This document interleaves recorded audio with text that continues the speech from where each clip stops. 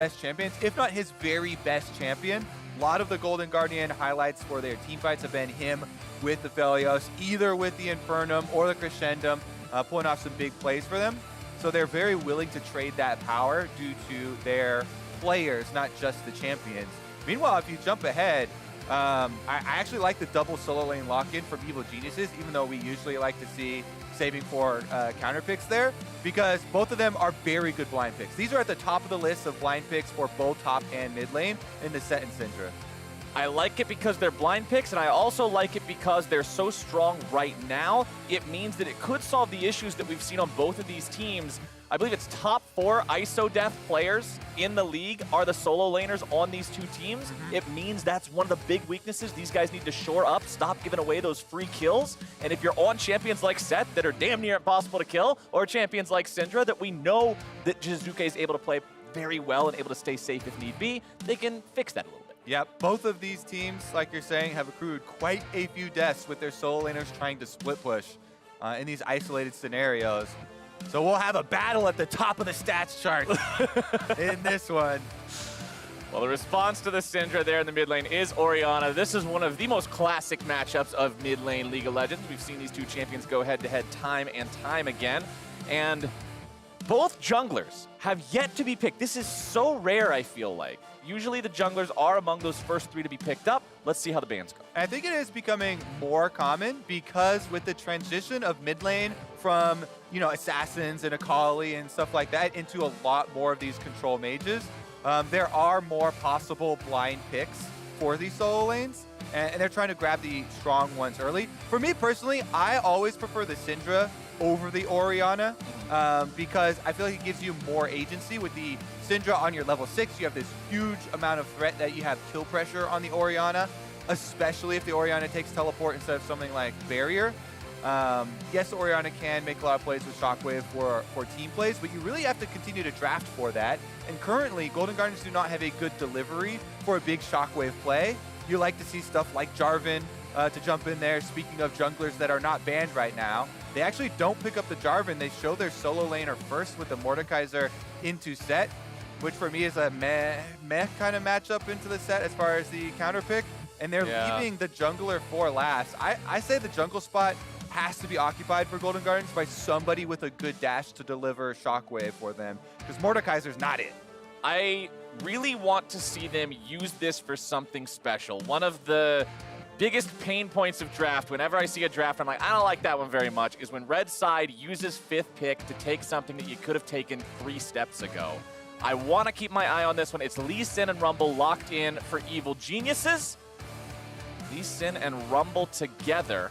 So wait a second. I like it. Going bottom with Senna. In LCK a while ago, they were playing the Rumble as a support with Ashe. And in solo queue, Rumble was also, during the Soraka heyday, played with Soraka as support. And the Rumble just gets to charge ahead, slow down people while Soraka heals them. Same thing with the Ashe. Ashe gets to slow them. Can't heal, but it could be a support Rumble. Senna, it looked like, especially if the Senna takes the Glacial Augment, the through line here, when I'm talking about all these combinations with the champion, is the extra slows for it.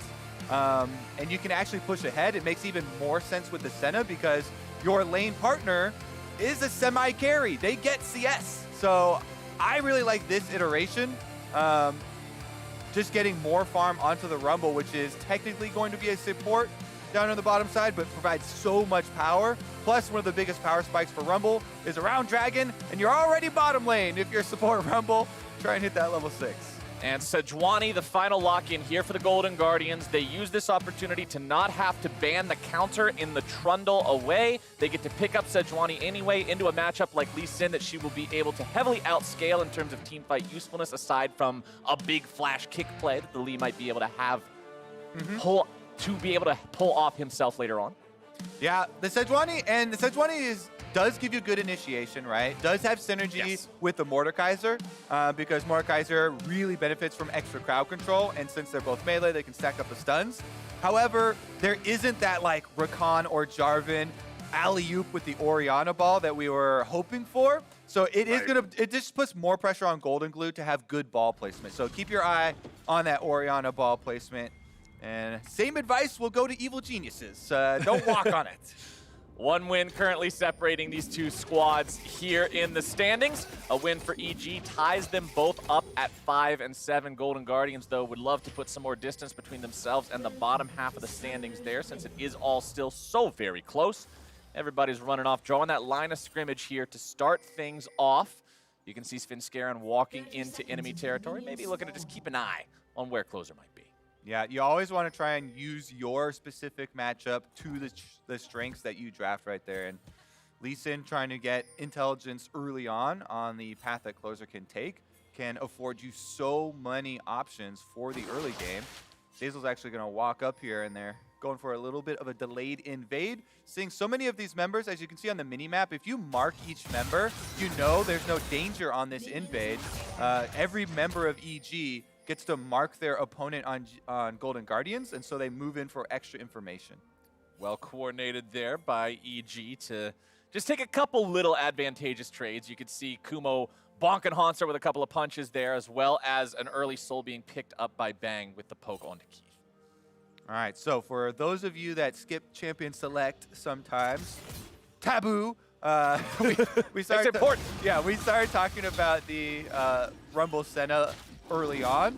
Support Rumble has been played a lot in high elo in solo queue with various matchups, either Ashe or Soraka, but I really do like this version because Senna now being played by these AD carries that are giving up extra farm to their supports just opens up so many cool options to have more carry supports. And Rumble is one of those that just really plays that role well and can provide you a lot of push in the bottom lane, charging at your enemies with your Flame Spitter on. If you land your harpoons, and you also have a Glacial Augment Senna, there are tons of slows in this bottom lane that you use to try and get favorable trades, chasing them off and pushing the minion wave as well. Closer, though, big early move here. Goes Sejuani red buff level 2 game. Oh, let's see it. There's no sort of escape mechanism here for Kumo. He's caught out, should be beaten down. First blood over to Hanser. Well done by Golden Guardians. It's hilarious, actually, because you never expect the Sejuani level 2 gank. And we were talking about Jarvan in Champion Select, which is, okay, that's a champion that you'd go for that exact play. But Closer is able to catch him off guard because of that. Looking at your mini-map, though, you can very well see that this opportunity has been taken by Svenskeren because of the level 1 invade and because of Sejuani also now showing top. He knows he can stick around and finish the rest of this blue side. He had already taken away the blue buff himself. But Svenskeren basically takes away so many camps here from Closer. So we'll look at the aftermath of what Closer is going to react if they actually got information that Lee Sin did finish off the blue quadrant so that he can remain proactive. Golden Guardians falling all the way back from the turret here. They know something's up. They don't want to fall victim to an early dive. They'll get themselves back into the brush, should be able to escape. Sonic Wave is going to interrupt those back timers at the start, so the minion wave being cleared out will pave the way for them to walk back down here. They won't go all the way back to base. Jizuke utilizing the TP to come back to mid lane now will be getting himself a nice trade onto Golden Glue, who is out of mana, but considering Golden Glue still has his own teleport, he can just back and return to the lane at full strength. So this is what I was talking about. There is a split jungle here. Let me just highlight both top sides for Closer. Lee Sin zoning off bottom side. Golden Guardians have the bottom side weak side of the map, and them opting to continue with this. He actually does not stick around long enough to take much of the extra CS. Maybe he got 2 pieces of the Wolf camp, but you can see Svenskeren is able to reset back to this side and chase him out of getting the Gromp at least. Scuttle Crab acquired though, so it feels quite good at it. And with the new respawn timers for your camp, you don't have to hard commit to that split map as much as you did previously. Right. Since the bottom ones will pop right back up anyways. And there's no way you can counter jungle Gromp as it's a single monster camp and you can't leave anything behind to delay the spawn. Closer stopping through mid lane, clearing out a control ward, moving back into his own top side jungle now. As you can see, Svenskeren is here top lane, seeing if maybe there's an opportunity to do anything, but I don't really see Hanser trying to force a play onto a set, even though Mordekaiser is one of the champions that is able to go toe-to-toe with him better than most.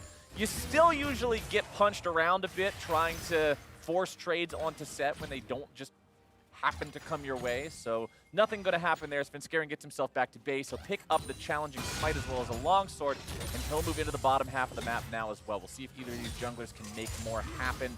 Both around the same strength, similar farm. And Haunter just keeps farming up in the top side. That early gank did help give him a little bit of a gold boost, but it's not like the lane is just completely washed. This actually makes me think, have you been impressed by a single Mordekaiser game all year off of Reworked Mordekaiser yet? Because I can't really think of one. Oh, okay, this is gonna sound like Flame, but the one where where Viper ulted the Aphelios and then immediately died in his own death realm, I was impressed by that one in the bad way. Fair enough. That one's the one that sticks out the most. I was looking for a positive, but it also goes to prove my point, so thank you, Mr. Flowers. Glad I was able to lend a little bit of experience to that one, as it is pretty difficult, I feel like, sometimes to pop up on a champion that has so many limitations. I feel like the strengths of the champion are maybe more tailored to solo queue, where maybe we'll have this bottom fight, though. We'll take a look at this. They are able to find the route onto Zeyzal, who's in some trouble. Closer making his way now into the fight. It's a 3 versus 2. Evil Geniuses get their bottom lane underneath the turret. They find some good damage onto that enemy jungler and now look to go back in. There comes the root going through. Nice CC follows it up. Keith in danger. Thick Skin could still come out. FBI down to about 200. Both sides with low health bars, and they all walk away. Yeah, nice usage there by FBI to make sure the Senna Rumble lane doesn't chase you down with those slows. One of the biggest things with this lane with the double slows and the extra snare landing from Senna. Well, never mind. Well, it's not going to be deathless here for long. Closer goes in, but he bites off more than he can chew. And Zeyzal's the man who's got the kill. He will fall there at the end. Keith making sure it happens and flashing back over the wall. I'm not going to lie, for a second I thought that Flaming Rumble was a super mega death rocket and I got really confused. A lot of fire flowers in our game. After that little exchange, though, it does mean Svenskeren's going to be able to solo the Ocean Drake because they know that Closer died back to base. There's nowhere else he could possibly be. And this is the power of that support Rumble. Just flat damage right there with the Flamethrower.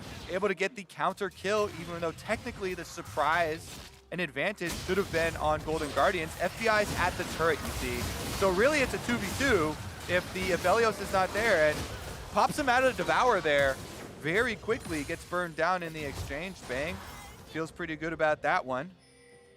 I like the early heal from Bang there too, just to make sure that there was no way they got surprised by some extra burst damage, waiting to use it at the very last possible second. See Kumo and Haunter continuing to just farm up here. That Mordekaiser has built a pretty substantial CS lead. About equal minions for both of them to farm, and he's almost 20 ahead, so. We're calling for it, Flowers. Maybe this is the game. Is this the game where the Mordekaiser becomes the MVP and he's the one really carrying the game? Well, Golden Glue is gonna potentially need some help here. Very low, 200 HP. Nice follow-up coming through from Sejuani. Flash away from the Shockwave. Fox has made his way into the fight now, too. Takes Svenskeren into the death realm, but just uses the opportunity to walk away. He knows if he chases after that target, the rest of EG will be following after. Unfortunately, the rest of EG is here anyway, and Jizuke will be the man cashing in on the 300 gold. Our Mordekaiser hype was short-lived, but yeah, we had about 30 seconds of that. That may be one of the most disappointing death realms that we have seen. I think the crown still goes to your earlier segment on Mordekaiser. What was it? Aphelios? Viper? Yeah, Mordekaiser Aphelios just gets soloed. This one, he uses the Mordekaiser ultimate, but then he doesn't walk away, and the rest of the Evil Genius team push them off of that territory. Once again, Svenskeren acquires another objective. And Bang is up there too to grab both the souls that popped out of Shelly. Apparently Void creatures have more than one soul, so that's easy pick up there for free stats. And speaking of free, Zeyzal will not be picked up so easily here on bottom side as the Golden Guardians try to make the kill happen. Keith goes for the Devour, but he's not able to find enough damage. Thick Skin won't quite do it. And Moonlight Vigil, there's your range nerf on 10.4. It doesn't go all the way down the lane anymore, and Zeyzal lives. It's actually pretty funny. Every time I see that, it ends just before it hits someone. It happened yesterday, too. I'm like, good nerf. Yeah, we're stopping them from shooting us from all the way away now. But that is the outplay there for Evil Geniuses. Golden Guardians just going too far, trying to take down that Rumble, underestimating how tanky it can be to burst into the Scrap Shield. And that means Evil Geniuses find themselves almost 1,000 gold ahead of their opponents. And the money going on to Zeyzal, too. You talked about how the Rumble's strong in these early fights, like around Drake's. Yeah. He could be in real good shape. So, at the beginning of this replay, I don't know if you quite caught it, but the equalizer, he just used it to clear the wave over here. So he fights this 2v2 off, calling for the teleport because he doesn't have his equalizer to try and use and burn them down. So it's critical that Kumo's able to save him there. And as we talked about, he's able to walk out of the newly shortened range of the Aphelios ultimate and live to fight another day. Already haunting guys here on Zeyzal. Looking to get another usage out of the ultimates. They're going for some plate money. One plate down now. Svenskeren saving the Rift Herald, wanting to use it on some of the later plates for maximum value after the turret has built up those resistances. Rochelli's charge is true damage. The bottom side, it's FBI and Keith that are so much closer to getting rid of a turret on their own. They'll only have a little bit more damage to deal. Surely they'll take it down before their opponents will, Shelly or not. A couple more auto attacks to seal the deal, and that is first turret over to the Golden Guardians. But it will be followed immediately by a response from Evil Geniuses here on the top side. Nothing Haunter can do as a pure melee champion to walk up 1v3 and try to defend this one. And with EG taking that down, they'll retain the gold. Yeah, the new first turret bonus, by the way, is just slightly more than a turret plate. It's 150 gold for local gold for you if you do get the first one. Mid lane, though, we'll have some action, possibly. Svenskeren looking to get some insect plays, maybe. Golden Glue, really good job hovering to the safe side of the map for him, though. Yep. Knows that his strong side is on the bottom side. He just saw 4 members of Evil Geniuses on the top half of the map, so does not expose himself for that possible Lee Sin kick. Jizuke left to farm here in the mid lane with his opponent teleporting away. Jizuke still has the TP of his own available for use. We'll see if he just comes back to lane with it as well, as FBI and Keith have made their way back down to bottom lane. It's a 2v1 against Kumo, who will be forced to flash. A nice Abyssal Voyage from Keith forcing that one out. Yeah, and again, we're talking about what's your strong side and what's your weak side of the map. This is something people talk about all the time for their pro games. After taking that tower, they also left behind 3 wards in this bottom jungle behind the dragon. So Golden Guardians, very good job trying to use their strong side for another little advantage before a dragon fight. A flash off of Set can mean the difference between him getting that perfect ult, you know, taking a Sejuani into your back line and then getting a big multi-stun, or him not being able to find that correct angle to actually get the big AoE. We could have a big team fight coming out here. Nice ulti from Closer to start it all up. Jizuke very low, but not quite dead. Closer's the first one to fall, and Zeyzal again racking up that body count. It's Evil Geniuses who win the fight. Again, Rumble's base value is so good, right? Early on, if you have access to the ultimate, that's pretty much all you need. Big zone there for the team fight. EG fight them off. And they should be able to continue stacking dragons. This looks very good for them. Trying to move towards that soul mid game, which is going to be really important in them trying to actually finish it out and not let Golden Guardians get to that later stage of the game. One ocean, one earth, and the soul this time around will be infernal. Let's take another look at how Golden Guardians almost got this pick. Yeah, clean side ult there from Closer as he dashes in, but when he used everything to get that close, he actually burns on a little bit of the Rumble ult and then has to flash out. Still gets shot down with the extra range there. And EG also are able to protect Jizuke. Yep, Senna ulti, Senna Q, Senna heal, Lee Sin, safeguard, all to protect Jizuke, make sure he survives. That's actually a lot of protection from this composition on Evil Geniuses to barely get their mid laner out of there. And you can see most of the damage. There it is, 2,500 between the 2 bottom lane players on the side of EG. That's more than the entire enemy team put together. Granted, 2 of them both did 0, but point stands. And especially this one where you're talking about also the healing and shielding that came out from Senna. This is why in Champ Select we're saying, all right, for me personally, I have it on perma-ban right now for pro play from red side, but EG making really good use of it and good use of these tools that they've been able to acquire. Just re-emphasizes Captain Flower's mid lane, safety first. You yes, protect your mid laner, then you win the fight. And EG have been in complete control of honestly all of the objectives. It's not just the Dragon. Remember the Rift Herald they were able to acquire. Tower down on top side. Closer tried to make a play there, but the ulti's not finding the mark. Rumble ult comes down in a really nice spot, and Zeyzal is just fearless on this champion, barbecuing everybody up nice and crispy. Double kill for Svenskeren, right in time for Shelly to spawn. It is all coming up, EG. When support players get unleashed, Captain Flowers. Zeyzal's breaking all the chains. He's flashing in there on the Rumble. Honestly, this is what you like to see. And why I was kind of excited, even though I do think Senna is a bit too strong right now, I do think it's cool that we get more looks at Fed supports, right? And you can have more carry, literal carry champions in that support role, rather than just Pyke or Senna or something like that, which were designed for it. Now that they get CS, you get big plays like that, and he's already completed the Leandries. One of Rumble's favorite items, because you make really good use of the slow burn because it gets magnified, and a lot of the damage over time from the long range. And one thing that I think also deserves to be talked about, because it's not looked at as important as, you know, being able to share farm or having this global ulti or all the soul collection on Senna, Umbral Glaive, as the first item this champion builds, provides a ton of extra vision control just by allowing you to wipe out the wards. Look at his vision score of 37, the highest in the game right now. The closest is his quote-unquote counterpart in the enemy support of Keith, who's 30 compared to that now 45 on Bang. That's so much vision control. And he's got 61 souls already at 16 and a half minutes, basically. Remember in the last game we saw the similar Senna? It was at 60 at 20 minutes almost. So very good clip here for Bang and Evil Geniuses. Mid tower going down means they get to move in their nice ward line. You mentioned the Umbral Glaive. They're also dropping all these control wards. Take again another look at the mini map here. Both sides actually, they're moving in, getting a vision, leading up to the objectives, and cutting off pathways for a Keith. Oh no, Keith, he has to flash away to keep himself alive. He will live to see another day, but not having that summoner spell has both defensive and offensive implications here for the Golden Guardians in the next team fight. It is 1 minute and 14 seconds until that third Drake spawns. That will bring EG to Soul Point if they can collect on it. We'll see how they want to play around that. Coming up, we are also going to have Booney from Dignitas on the State Farm analyst desk to go over it. Ooh, nice damage there onto Golden Glue. Keith is nearby with the Devour to keep him safe. No summoner spells have to be used there. And thankfully for Golden Guardians, there is enough time to reset before the Dragon.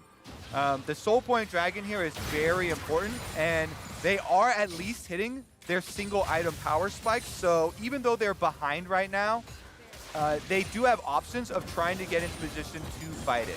They've got some good ults to work off of. They have the combination there with Sejuani engaged and allowing the Aphelios Orianna follow-up. That being said, their groundwork needs to be perfect because there's so many pathways that EG can cut off. When you have Syndra stun and you have Rumble ultimate and a possible flanking set due to the deep wards and the teleport being available for Kumo, there are just so many things you have to worry about in the setup for this team fight that Golden Guardians are going to have to play perfectly right now. I misspoke a little bit as well. The almost kill on Golden Glue did cost the heal from Keith, so both summoner spells now down on this support from Golden Guardians. That is less saving power, that is less get out of jail free if they do misstep even a little bit. Wards being placed down in the pit now. Both top laners having the TP ready to join the fight. Kumo finally getting that Trinity Force completed 19 minutes into the game. It took a long while, but he's there.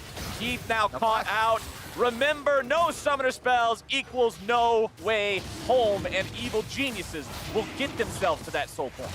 Yeah, I mean, we put so much effort into, their setup has to be perfect for this Dragon fight if they want to contest it. They got to clear all the wards. They got to get their vision down. Everyone has to be in place, and boom, they're dead. All right. You got to be alive for any of that to happen.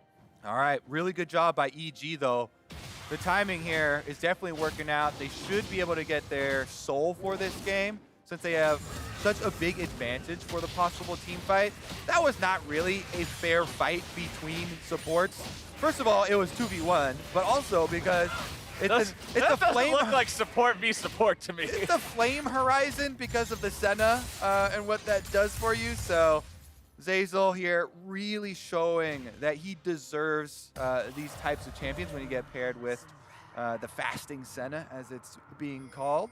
And Evil Geniuses still 2,500 gold ahead. One Drake away from that soul, ever so importantly. Only 2-1 lead on turrets, so they don't have the most map control from what you might expect, seeing the way these fights are being played, seeing all the tools that they have at their disposal. I think that's what I'd like to see more of from this squad as they try to end this game in a timely and effective manner, is utilize all those setup, take some of these turrets. There's still a tier 1 standing in the bottom lane, still tier 2s all across the rift.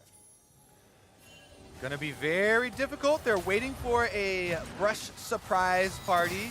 And honestly, they're already at the stage of the game where they have to look at these kind of low percentage options, right?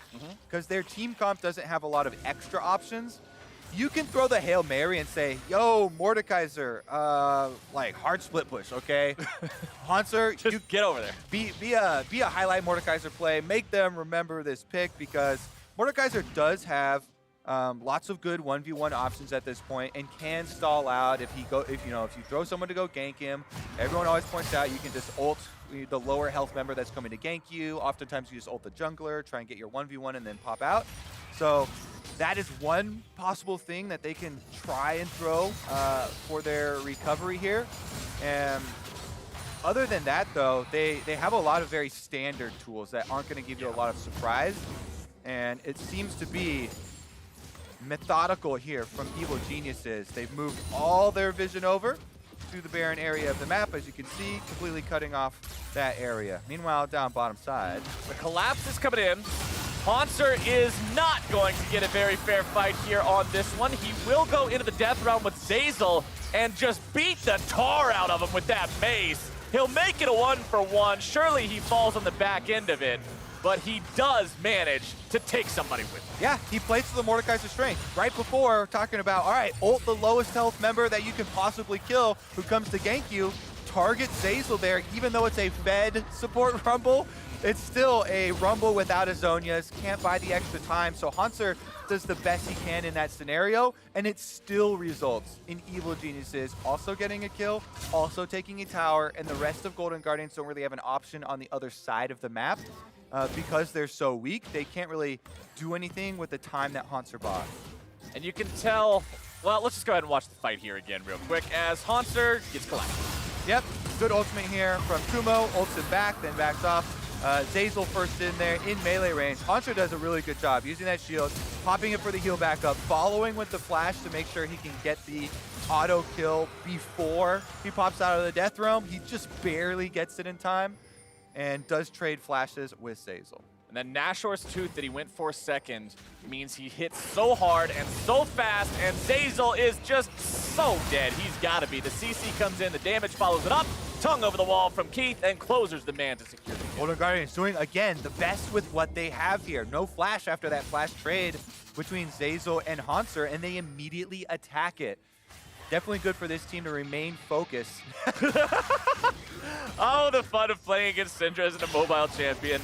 Sometimes the emote is the best thing you can give him. He blocks the ulti up there. Jizuke using that one to just poke him down a bit. Minions will follow him. A TP goes through. The claw once again will not find the mark. Hanser takes him into the death realm, looking for a little bit more damage. He blocks it away, and the Nashor's Tooth. Bonk, bonk, bonk. He's making a good case, Flowers. You gonna remember this Mordekaiser game? I mean, if I'm a pure melee champion and my ranged opponent flashes within 2 feet of me, I'll probably kill them too. But all right, he's having a couple good moments. Here's where I stand. I say give Hanser credit for taunting with the dance earlier. He infuriated Jizuke. Okay. That's how you get him to flash within 2 feet of you. The real mind games. League of Legends outplay. is honestly mostly a mental game. Yeah. Get inside your opponent's head. Teleport was also used there, cutting him off, so force him over in that direction. And here we are at the critical dragon fight. This one's for Soul Denial. Golden Guardians really want to make sure they keep that Infernal Soul away from their opponents. It provides so much extra damage in these team fights, so much extra burst potential. Evil Genius is waiting for their mid laner to come back. They don't want to take a bad fight, but they love to secure this. They can't get it, and that is first Drake for Golden Guardians this game, and they buy themselves another 5 minutes. This is looking better and better for the Golden Guardians. That's like 3 or 4 consecutive good plays from the Golden Guardians fighting back in this game. And like you say, every time you deny this soul point is going to be a critical deny for them. So very well done to try and extend it. EG now have to get a lot more worried about their setup because they can still work off of the wards they have behind Baron, but Monster is becoming more and more of a problem for them in the side lane. He keeps getting these kills before going down, and his CS continues to grow. He's 1,600 gold ahead of his lane opponent.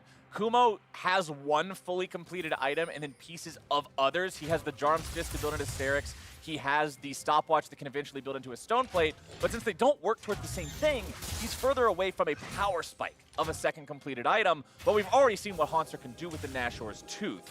Haunter, with that 35 CS lead that he builds up by being the man who always has priority in that split push situation, will then also be the man who can rotate away faster to those team fights. You can see Bang Senna now having the Dust Blade as well as the Umbral Glaive, double lethality items locked and loaded, ready to go.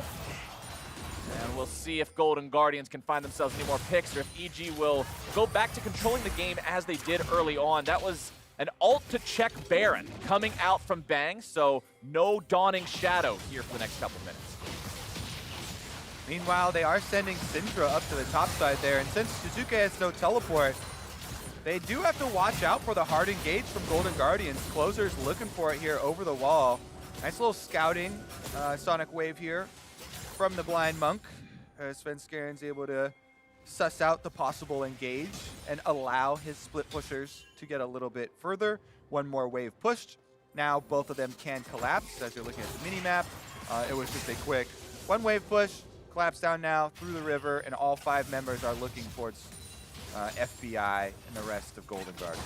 Golden Guardians are only 1,500 gold behind. At 27 minutes, that's really not the end of the world. That's very much overcomable if you are Comebackable, outplayable, I like however you want to use this verbiage. big ass words. Probably none of which are even real, but hey, we're going to use them anyway.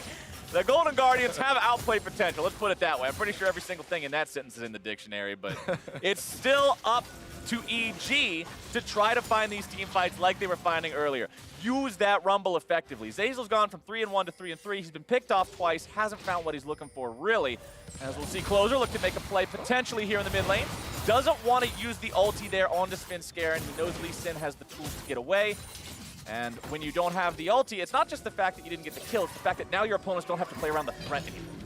Peep these guns as well. Peep these guns, okay. I'm peeping. He's got the Infernum and the Crescendum flowers. That's team fighting right there. That's plenty of damage output. You got the AoE, plus you have the switch for if they get close.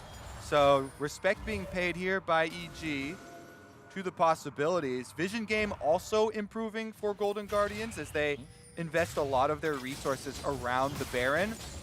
They know they have a full minute and a half here before Infernal Drake does arrive, so keeping track of a possible EG Baron force. I'm just trying to buy continued time. Some key items do come in for both sides in the meantime.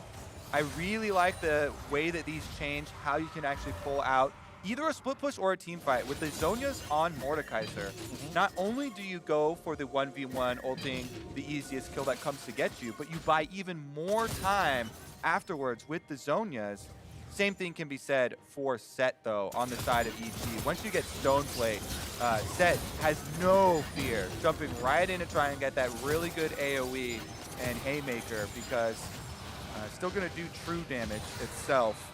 But we are about to hit the critical point. 35 seconds left on Infernal Dragon, and here come the teleports. The Drake comes a-knocking once more. EG would love to get that soul.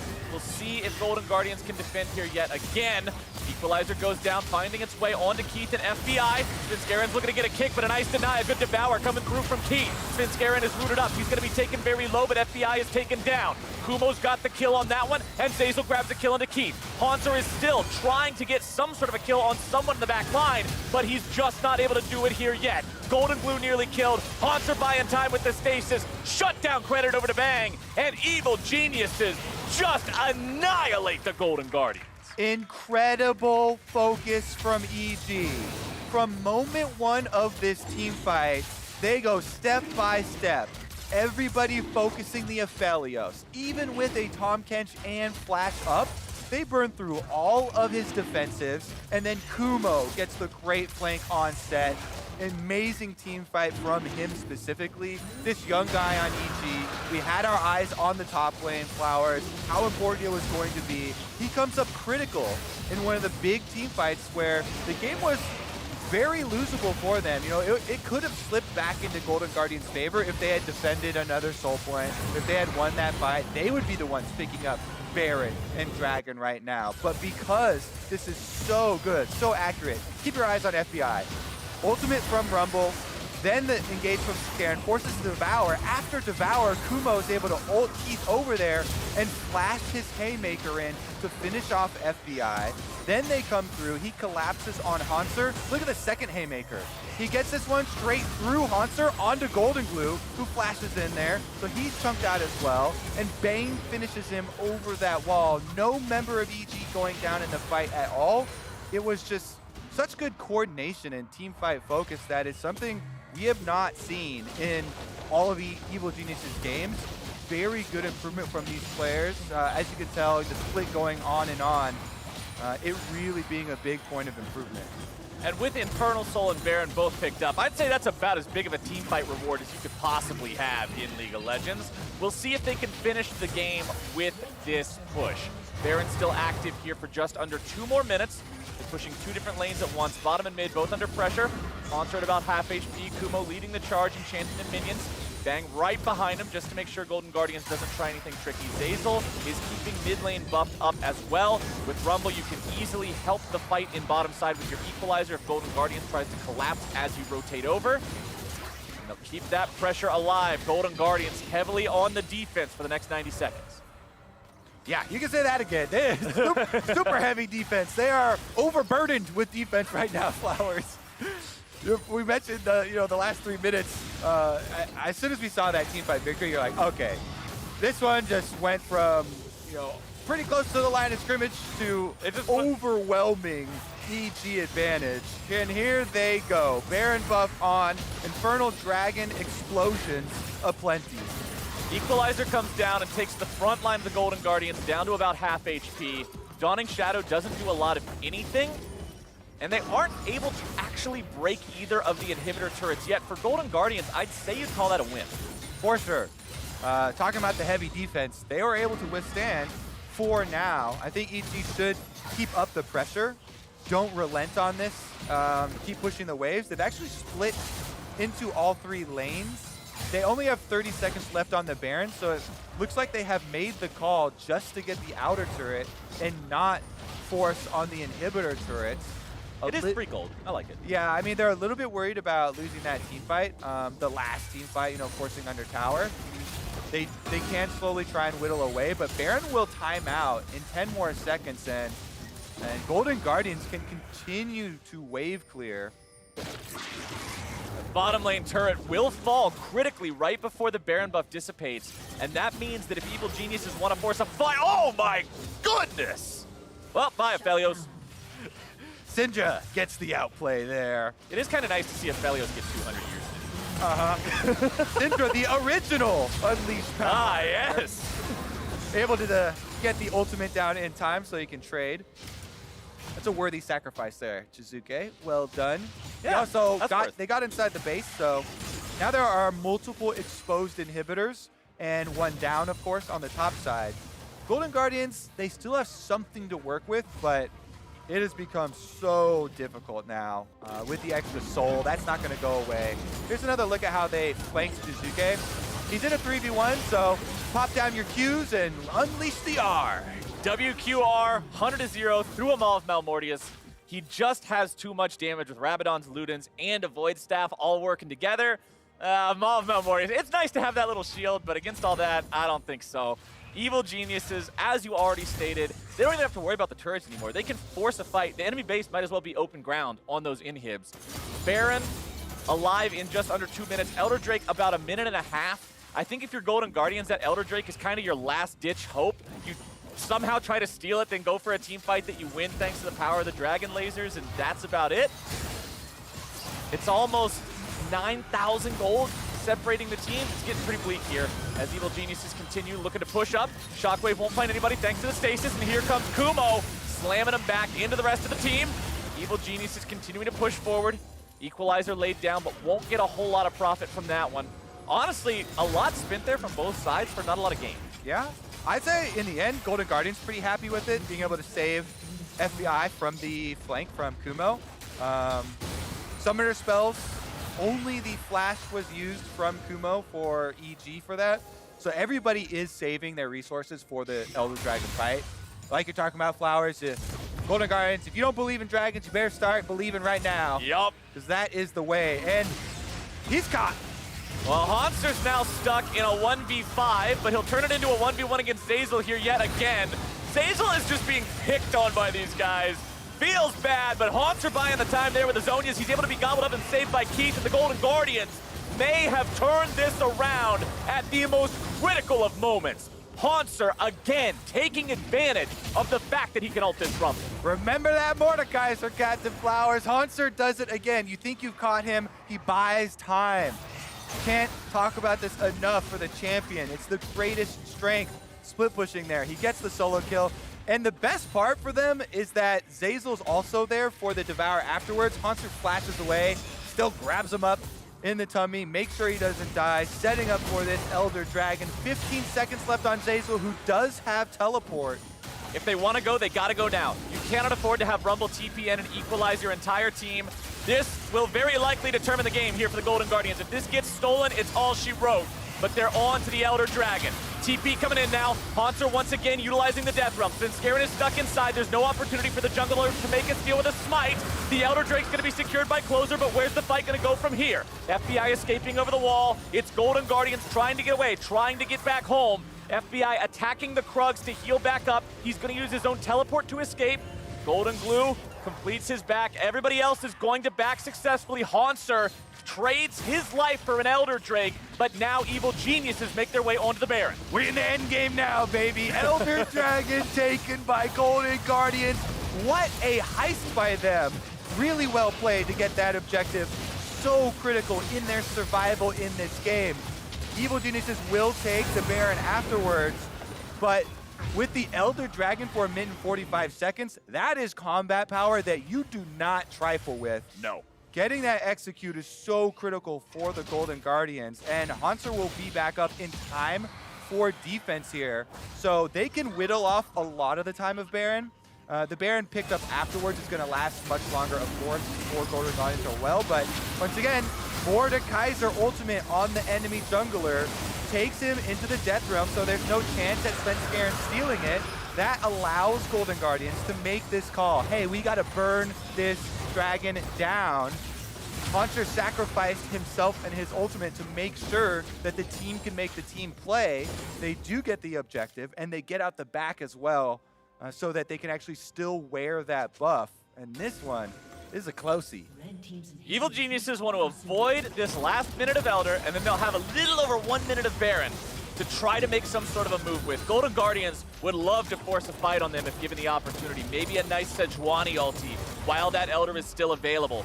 We'll see if Closer looks for it. The mid lane tier 1 turret still standing.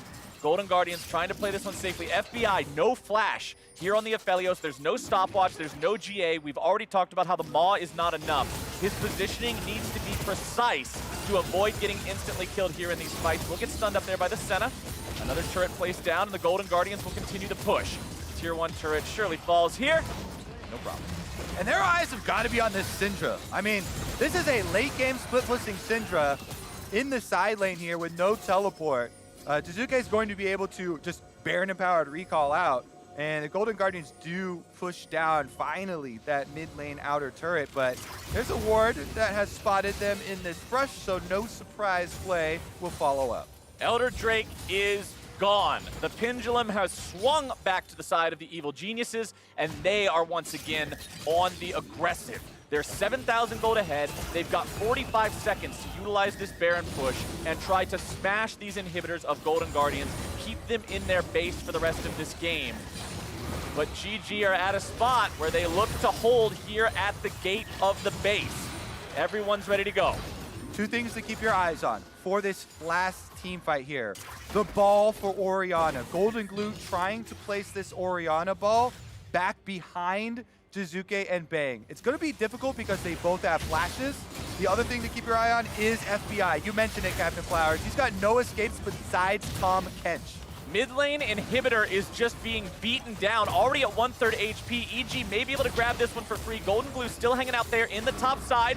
Jizuke also still in top lane. Closer making the initiation. Moonlight Vigil not going to be finding anyone. Dawning Shadow shoots off, but won't find much either. Jizuke finds the top lane inhib. That's one objective down. Mid lane inhib being retreated from by Golden Guardians. That's 2 inhibs down. Baron will expire. No extra power from that anymore. But Evil Geniuses are 1 inhib away from pretty much damning Golden Guardians to this base for the rest of the game. Golden Guardians, do you make your stand here? It looks like the call is yes.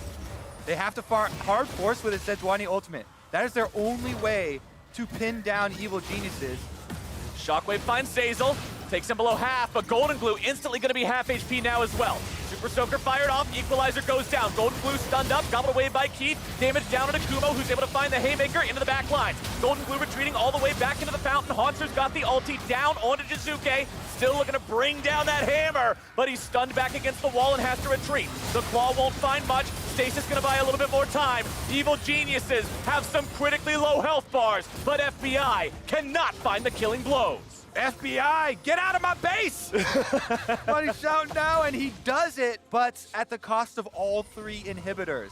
I do like to see teams in Evil Genius's position like this, using range and time to their advantage. They make sure that they get the triple inhibs. Now, triple inhibs has a multiplying effect. You'll have all these super minions, you see them on your map right now, doubled up for all 3 lanes. When you get all 3 inhibitors down like that, this is the reason it's so rare you see teams come back from triple inhibs. So now it's up to EG to use that extra power to set up their Elder Dragon. Time is in your favor because you just took all the inhibitors. Your super minions will do work for you for the entire duration. They don't have to force on the Elder Dragon. They just have to sit there and wait for the Golden Guardians to sweat. Dance around it, let the minions do their thing, and when your opponents just can't make that decision, that's when you strike. Both Uber buffs less than a minute away from spawning. A truly dire situation for the Golden Guardians, who will try to push out these waves as much as humanly possible. You almost think they're going to have to force this on Elder Drake here nice and early again. They cannot afford to wait around and allow EG to be the ones who decide the pace of this engage.